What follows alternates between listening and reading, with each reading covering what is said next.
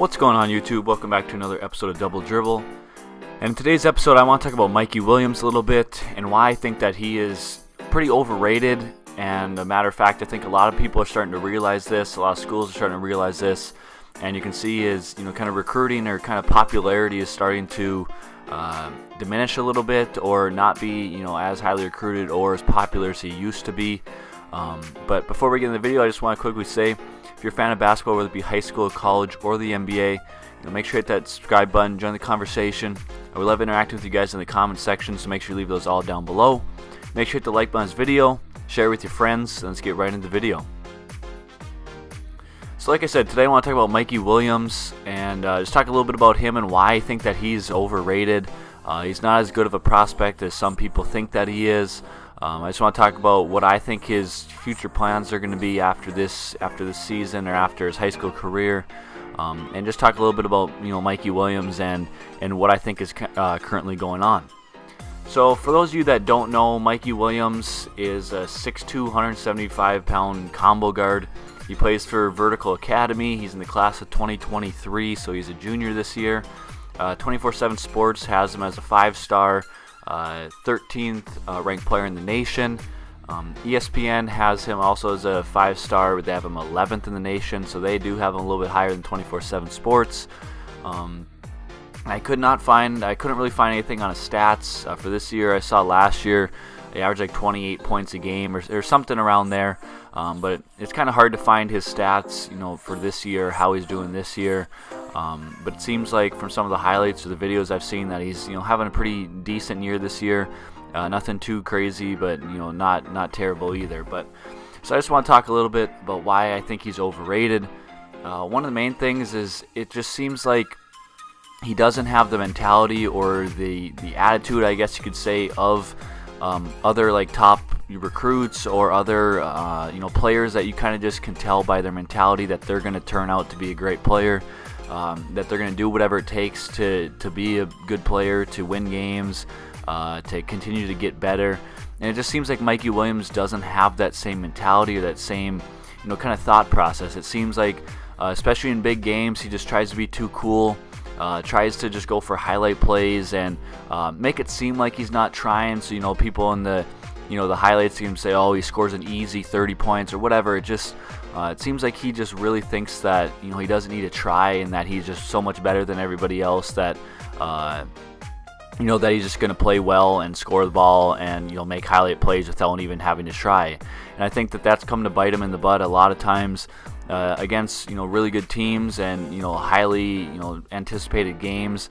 He never really performs very well. It's because he, like I said, he tries to just play too cool and act like he doesn't need to try, because he doesn't want to show that he, actually has to try and, has to put some effort into the game. So it seems like in big games, he never really plays super well.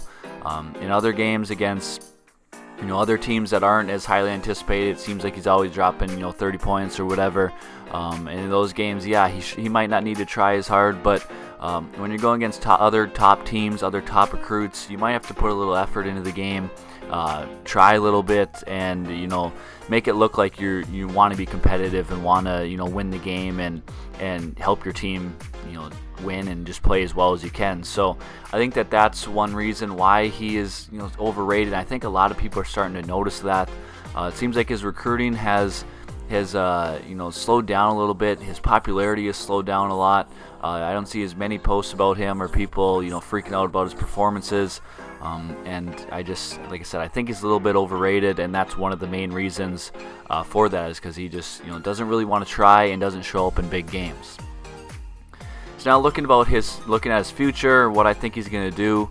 I think that, so he's class of 2023. I think that he, after he's done with high school, or maybe even I could see him deciding after this season, I think he's going to go pro, try to go to the G League Ignite team or do something like that.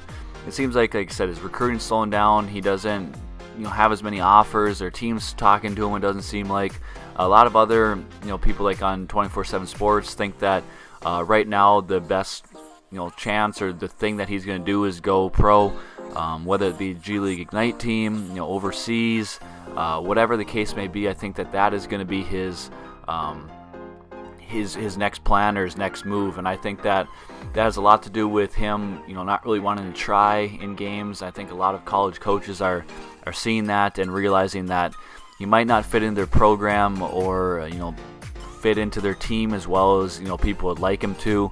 If he doesn't want to buy in and actually put in some effort, especially on like the defensive end, I think that is really hurting him right now. And that I think going the pro route is going to be the best shot for him.